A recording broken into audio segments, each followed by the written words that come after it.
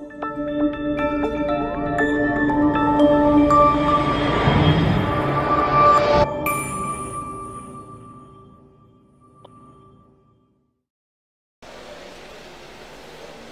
will run down through something, 7 levels of development you might need to write. If you want to see your country develop, this is the 7 stages every individual has to pass through to bring about a nation that is great. Number 1 is the stage of personal discovery. The greatest miracle that can happen to you is to know who you are. The greatest miracle that can happen to man is to know who he is. And I like that postulation by a man called Socrates. He said, "Man, know thyself."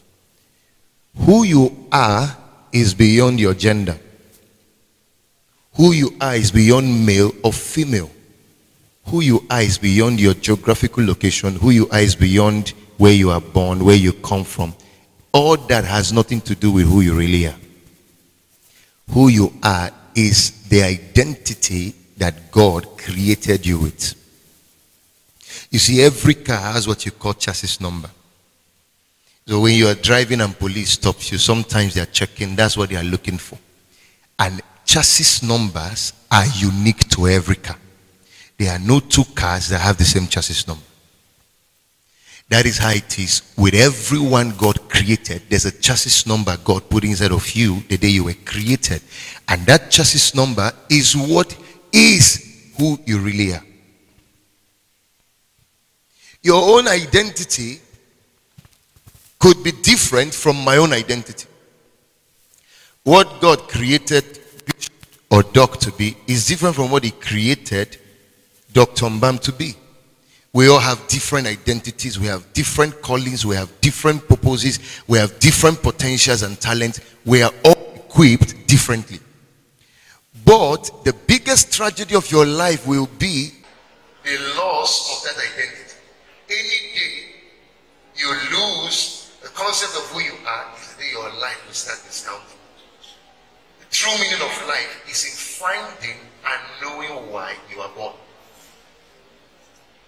So after a man is born, there's another journey he needs to undertake. A new journey of repentance that is important. That journey is a journey of unearthing and rediscovering the very essence for his creation.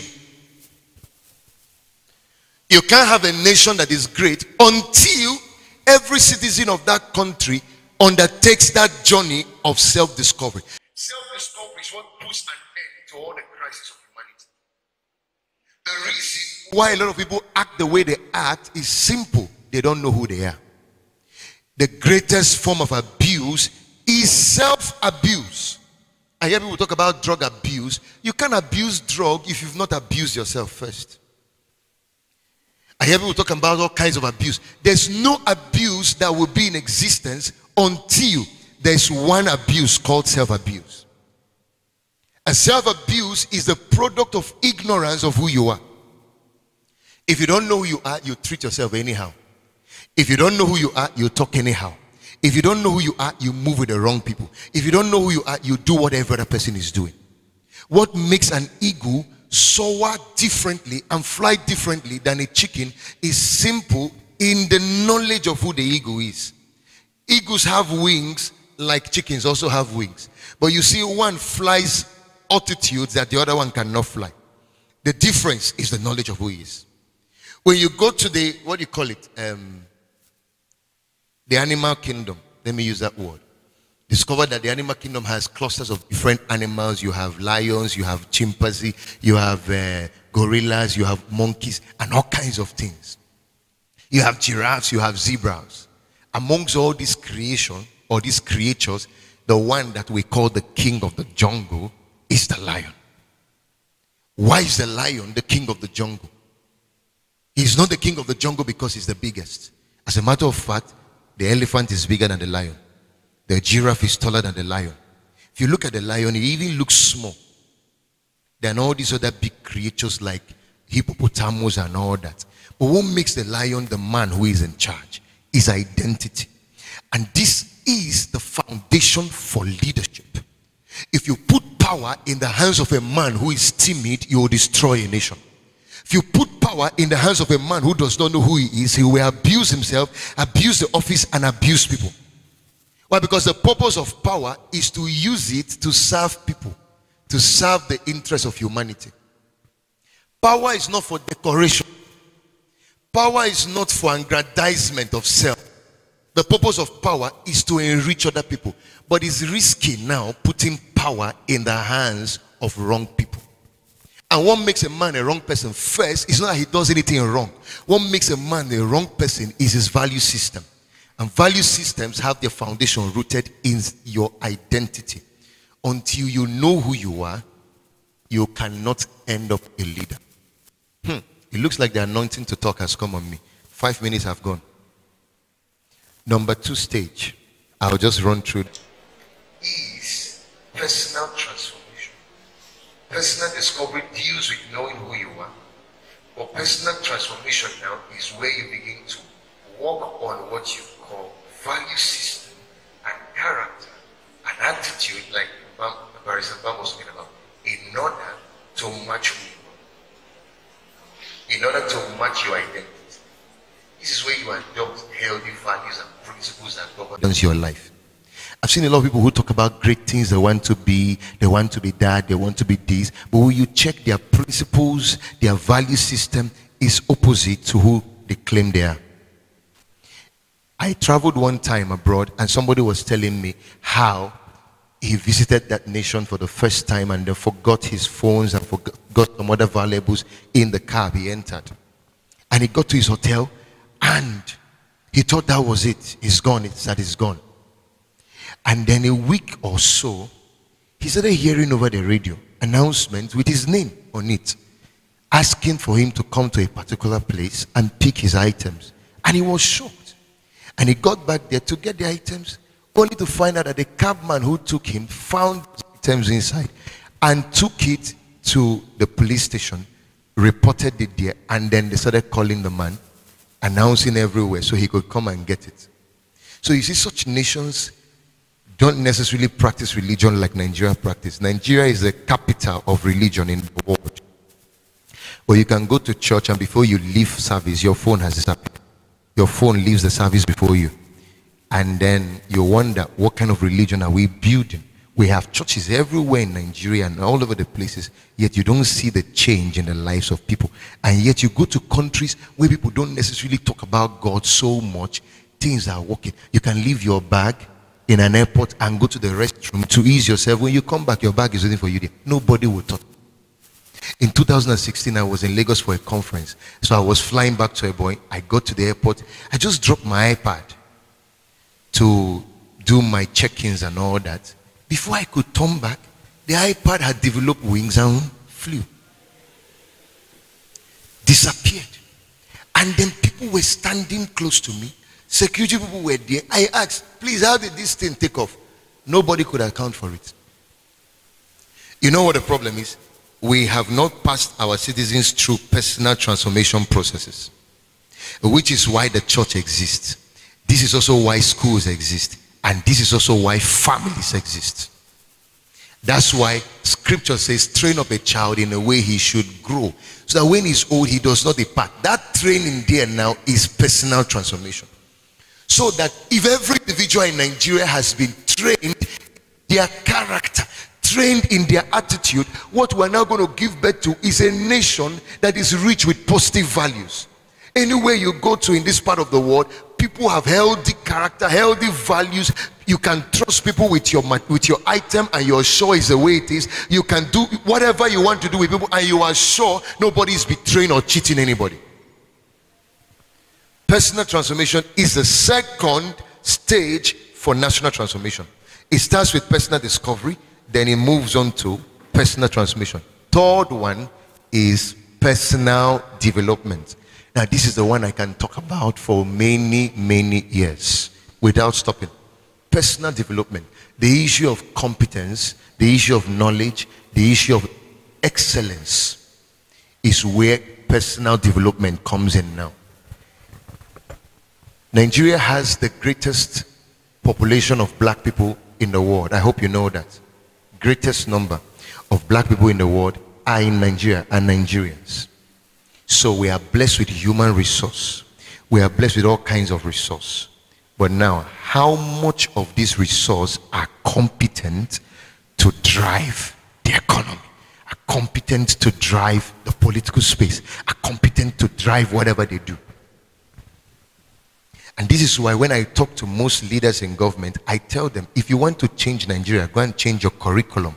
The curriculum of our country, educational curriculum, must emphasize skills and competence. What we do in our universities, I've checked, it can produce people that can compete globally. That's why if you look at the best university in Nigeria, it's not even rated the best or amongst the 5,000 universities in Nigeria. Prof is a lecturer in the university. Amazingly, he also lectured me in the university. So, but that's the truth, Prof. What people are teaching us is gone. Can't solve contemporary problems again. If Nigeria will get it right, the educational system must come together. There must be a way to bring this curriculum to the table and overhaul it. We're studying things that can't help us compete. That's why the average Nigerian is on Facebook chatting. He's on Messenger wasting his time.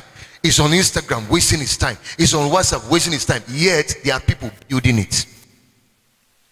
There are people developing these apps. People are developing all kinds of crazy machines now. Robotics have gone to another level. And when you check, you're looking for how many is Africa contributing to, you hardly find up to 1%. Recently, I heard that Covenant University have students who are now producing vehicles.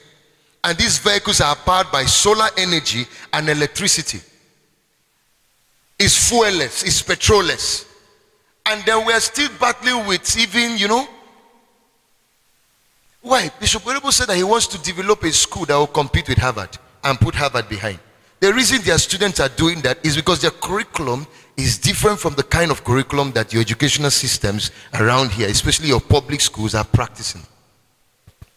I went to a particular school to address, the staff and the students. And I was so shocked to know that in a modern age like this, students are still studying typewriting, a mass communication department. I want to know which organization employs typists now. This culture of as it was, so shall it be, world without ending, has to be gotten out of this nation if we'll create a new country. We have to move this vast human resource that God blessed us with now into competence, skills. I like what you said about vocation. Into competence, skills, vocation. We have to tap into the potentials of people in order to create a nation that is productive and a nation that is thriving. But let me say this to you. If your country has not yet evolved to that stage where it can deploy resources to train you and arm you with relevant skills, train yourself. You know why?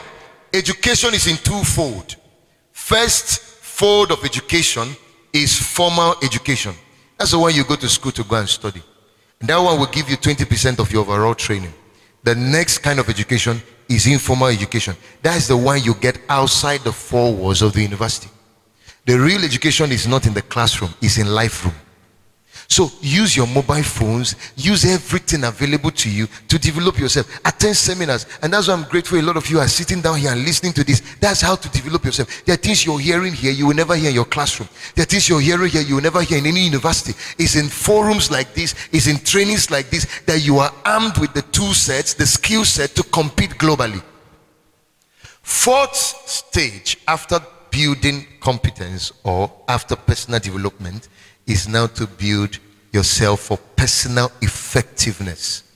This is where you have to now deploy your skills, deploy your character, deploy every gift, deploy every potential that God has blessed you with now to begin to solve a problem. For some of you, you might need to start a business. For some of you who are talented, you know how to sing, you know how to rap, you know how to dance, you now need to train yourself. After you train yourself, you now need to move into deploying it, start using it so you can create wealth.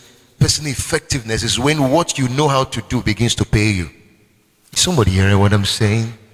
For instance, I have books, I have tapes, I have all kinds of skills, things that God has blessed me with. I had to pass them through the furnace of training to develop myself for it. But beyond developing, don't just sit down and say, I'm a good guy, I know how to do things, I'm better than this other person. No, deploy the resources that you have available now to begin to solve problem, because it's in solving problem that you create wealth. The poverty index of Nigeria is growing at an alarming rate. You know why? Because majority of our young people are busy doing nothing. They are not solving any problem. They are not solving any problem. So personal effectiveness is where you become a solution provider to the problem of your world. If you are a youth, become useful. You're not a youth to be useless. You're a youth to be useful. That's why I'm showing you the 7 stages. It starts with knowing who you are. Then that's personal discovery. Then it goes on to changing your value system. Some of you who are lazy, you have to do away with laziness, because laziness is a character and a habitual problem. Some of you talk too much, you gossip too much, you play too much. You have to reduce on those value problems. Eliminate those vices. They are holding you back from becoming great. Some of you would like to spend time watching movies that won't help you. You have to minimize on that. That's a transformational problem you have. You need to reorientate your values. After that, move on now to developing skills, competence. Look within you. There are talents inside. Nobody here now is without a talent. My talent is I can talk very well. Bring me anywhere now. Give me. I don't need paper. The thing flows. Can't you see talented barrister? He doesn't need paper. It just flows. There are some people whose talent is singing. Like me, I'm a music minister. It's natural. But I had to train it. I play musical equipment. I didn't just come by it. I discovered it was a passion. It was a potential in me. But I had to now turn it to skills. Now, using those things you have trained, that you have moved from crude to refined product to serve humanity, is what now turns you into a personally effective person. That's what turns you into an effective man. And that is where the world begins to place demand on what you carry. After personal effectiveness, the 5th one is leadership development. Leadership development comes into play now because after you have become successful, after what you do benefits you, you now need to move it to a place where you can. Hello, somebody. Hello, somebody. So leadership development is the phase where you now begin to look for a few people, a number of people you can help to master what you have also learned. You can help people grow from where they are to a new level of life. If I was not effective, I can't do this meeting. I might be born with potentials. I might be born with certain traits, with certain skill, with certain potentials and all that.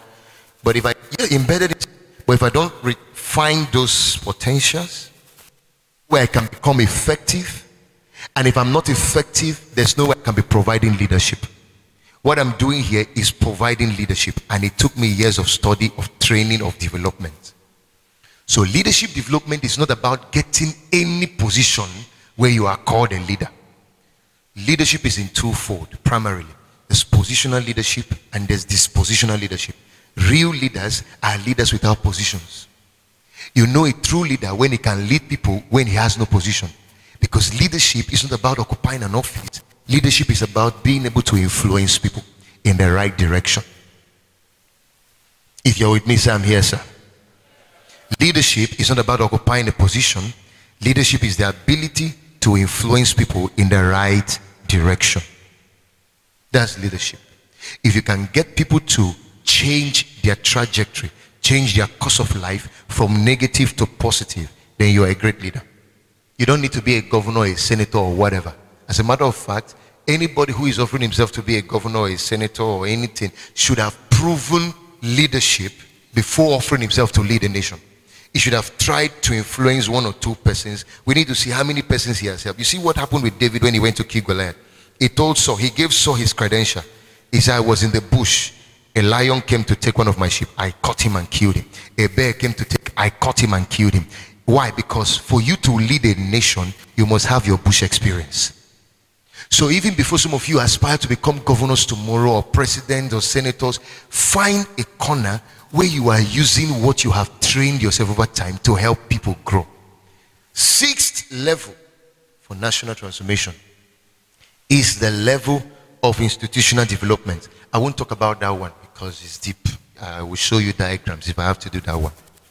Sixth level, institutional development. Seventh level is a level of national transformation. So if you want me to talk about these last two, consult me and we'll do justice to it.